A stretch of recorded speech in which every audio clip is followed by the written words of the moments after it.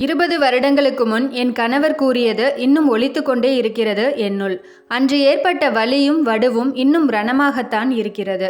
கையால் ஆகாதவளாக அப்போது இருந்துவிட்டேன். இந்த முறை அப்படி ஆகாது.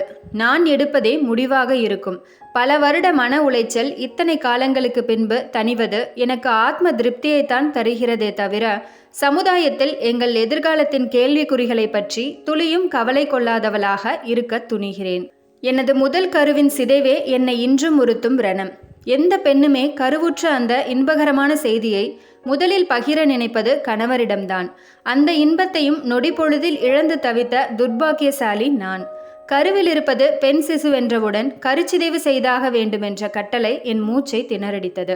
அவருக்கு அப்படியொரு முகம் இருப்பதை என்னால் ஜீரணிக்கவே முடியவில்லை. படித்த பகுத்தறிவு மிக்கவர்களுமா இப்படிப்பட்ட இழி செயலில் ஈடுபடுவார்கள்?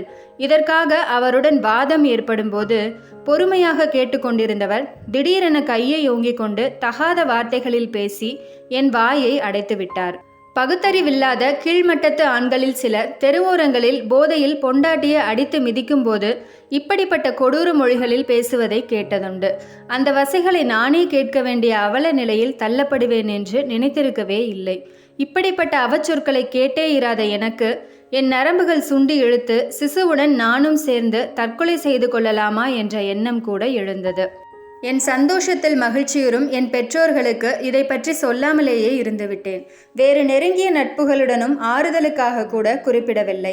நல்லவேளை அம்மா கிட்ட உண்டானதை சொல்லல என்று நினைத்து கொள்ள முடிந்ததே தவிர, சகலமும் கணவர் என்று இருக்கும் என்னால் ஒன்றுமே செய்ய முடியவில்லை. பெண்களின் தலையெழுத்தே அப்படித்தான்.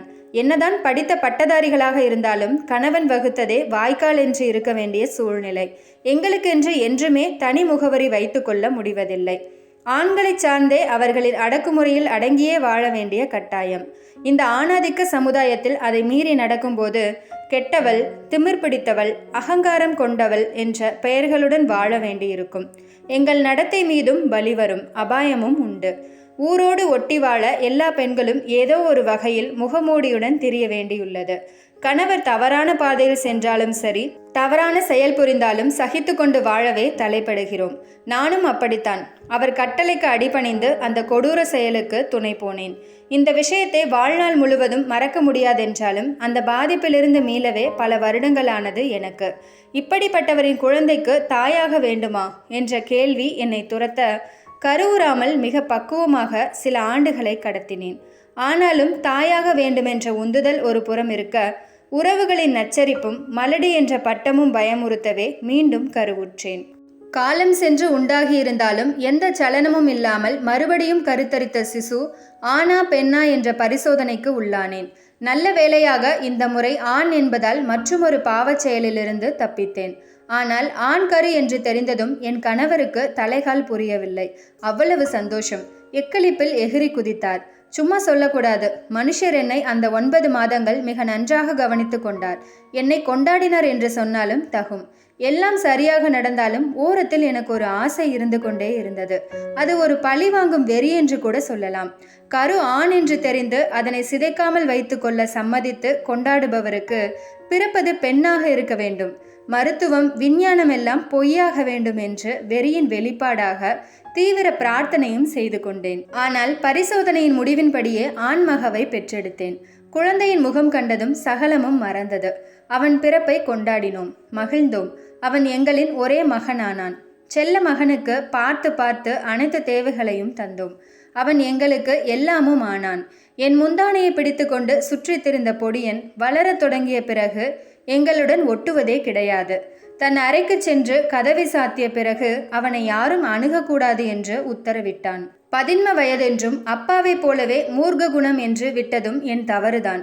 ஒரு நாள் அவன் இல்லாத வேளையில் நான் அவன் அறையின் பூட்டை திருட்டு சாவி கொண்டு திறந்து பார்த்ததில் நான் கண்டவை எனக்கு ஒன்றுமே புரியாத வகையில் புதிராக இருந்தது. அந்த காட்சி கனவாக இருக்கக்கூடாதா என்று ஒரு கணம் நினைத்து கொண்டேன். பெண்களின் சாதனங்களாக அடுக்கியிருந்தது. ஆனால் யாருமே சுத்தம் செய்ய அனுமதிக்காத அவன் அறை தூசியும் தும்புமாக குப்பை நிறைந்திருக்கும் என்று எண்ணிய எனக்கு ஏமாற்றம். அவ்வளவு பிரகாசமாக சுத்தமாக இருந்தது. இதில் ஆச்சரியம் என்னவென்றால் அறையின் ஒரு பகுதியில் புள்ளி வைத்த வண்ண கோலமும் அறை பளிச்சென்று இருந்ததால் என் மனதினுள் ஏதோ இருட்டு பற்றி கொண்டதாக ஒரு பயம் எழுந்தது. இதனை இப்படியே விட்டுவிடக்கூடாது, நான் நினைப்பது நிகழ்ந்துவிடக்கூடாது என்று அவன் தந்தையிடம் முறையிட்டேன். அவர் அவருடைய உளவாளியை அழைத்து அவனை கண்காணிக்க ஏற்பாடு செய்துவிட்டு எனக்கு ஆறுதலாகவும் பேசினார். முன்தினம் நடந்ததை என்னால் இன்னும் நம்பவே முடியவில்லை. பூட்டிய அறையில் அப்பாவும் மகனும். கண்ணாடி ஜன்னல் வழியாக அவர்கள் முகபாவங்களை கவனிக்க முடிந்ததை தவிர என்னவென்று யூகிக்க முடியவில்லை. என்றுமில்லாத திருநாளாக அவர் மகனை கையோங்கிவிட்டார். ஆனால் அடிக்க மனமில்லாமல் குலுங்கி அவன் காலருகே விழுந்து அழுததைக் கண்டு ஒன்றும் புரியாமல் பார்த்து கொண்டிருக்கும் என்னாலேயே தாங்கிக் கொள்ள முடியவில்லை. மிக வீராப்பு கொண்ட யாருக்கும் அடிபடியாத மனிதர் இவன் காலில் விழுவதைக் கண்டு அஞ்சி கதவை தட்டும் முன் கோபமாக கதவு திறக்கப்பட்டு மகன் வெளியேறிவிட்டான். குழந்தையாக சுருண்டு கிடந்தவரை நடுவீட்டில் கிடத்தி, என்னங்க சொல்லுங்க, என்ன ஆச்சு, ஏன் இப்படி? இந்த பாதகத்திக்கு ஒன்றுமே புரியலையே, உங்களை நான் இப்படி பார்த்ததே இல்லையே, நான் உங்களை என்னன்னு சமாதானம் செய்வேன் என்று விசும்ப தொடங்கினேன். அவர் அவரையே கட்டுப்படுத்தி கொண்டவராக வீட்டு வேலையாட்கள் முன்பு எதுவும் வேண்டாம் என்ற வகையில் சைகை செய்து உள்ளறைக்கு செல்ல நான் அவரை பின்தொடர்ந்தேன். உள்ளறையில் கதவை தாளிட்ட பிறகு அவர் கட்டுப்படுத்தி வைத்திருந்த கண்ணீர் கன்னங்களை மடமடவென்று கழுவிய அவர் முகத்தை நோக்கி, நான் என்னன்னு சொல்லுங்க என்று பதற்றத்துடன் கேட்டேன். என்னத்தடி சொல்லுவேன், மகன்னு மார் தட்டிக்கிட்டு இருந்த பைய என்னை மார்லே குத்திப்புட்டான்.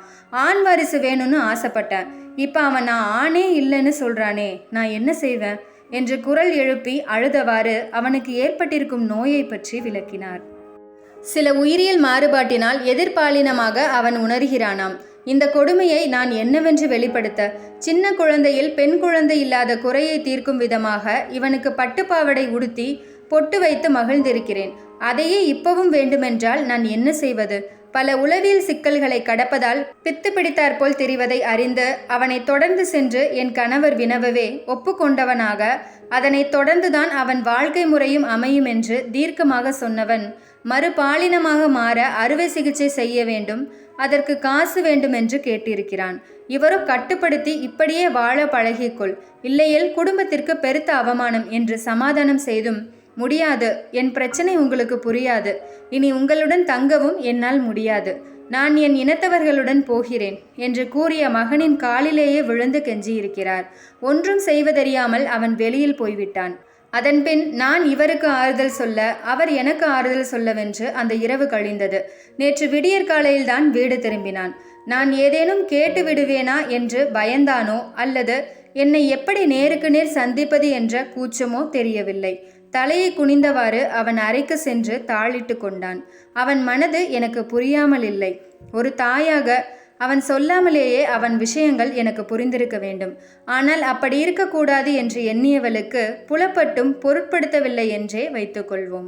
நேற்று முழுக்க நான் பலவாறு யோசித்தேன். எத்தனையோ பெற்றோர்களுக்கு மனநிலை குன்றிய குழந்தைகள் இருந்தும் பிறவி ஊனம் இருந்தும் அதனுடனே அன்பாகவே காலம் தள்ளும்போது இந்த உயிரியல் மாறுபாடு பெரிய விஷயம் அல்லவே. எல்லாரும் இவர்களை ஏற்றுக்கொள்ள மறுப்பது ஏன்? சமுதாய கட்டமைப்பை நிர்ணயிப்பதும் நாம் தானே. சமுதாயத்திற்காக நாம் என்று வாழ்ந்தது போதும். சமுதாயம் எங்களிடமிருந்து பாடம் கற்றுக்கொள்ளட்டுமே. இதனை ஒரு நோயாக பாவித்து அன்பை மருந்தாக்கி தருவோம். இவர் இப்படியாக அவர்கள் எப்படி காரணமாக முடியும்?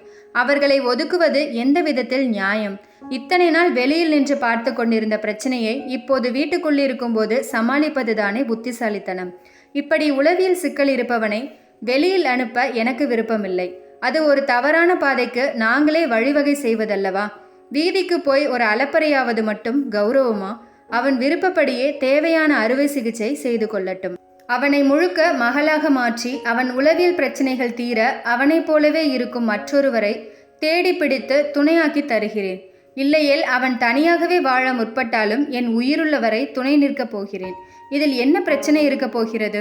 ஒரு தாயாக அவன் பக்கம் நின்று அவனுக்காக வாதாடி அவன் தந்தையையும் மாற்ற முடியும் என்ற நம்பிக்கை எனக்கு இருக்கிறது. உறவினர்களை பற்றி நாங்கள் ஏன் கவலைப்பட வேண்டும்? நாங்கள் சிரித்தாலும் அழுதாலும் எட்டியிருந்து வேடிக்கை மட்டுமே பார்க்கும் உறவினர்கள் இதையும் பார்த்துவிட்டு போகட்டுமே. என் மனதை தெளிவாக்கிய பிறகு எனக்கு எதுவுமே தடையாக தெரியவில்லை. இது அவன் பிரச்சனை மட்டுமல்ல, எங்கள் பிரச்சனையும் தானே. அப்படி இருக்க அவனை தனியாக தவிக்க அனுப்ப முடியுமா எங்களால்? எங்கள் முற்பகல் பாவம் பிற்பகலில் விடிந்திருக்கிறது. அதற்கு பாவம் அவனை பலிகடாவாக்க எனக்கு விருப்பமில்லை. கண்டிப்பாக என் கணவரும் இதனை உணர்ந்தே இருப்பார். எங்கள் மகன் எங்களுக்கு புது மகள் ஆவான். ஒரு நாள் இந்த சமுதாயமும் எங்களுடன் கைகோர்க்கத்தான் போகிறது. அதில் எனக்கு சந்தேகமே இல்லை. முடிவும் எடுத்துவிட்டேன். அந்த முடிவிலிருந்து நாங்கள் மாறுபட போவதில்லை. எல்லா பின்விளைவுகளையும் யோசித்த பிறகு நிம்மதியான உறக்கத்திற்கு சென்றேன். விடிந்தது. இன்றைய நாள் எனக்கு இன்னும் பிரகாசமாக.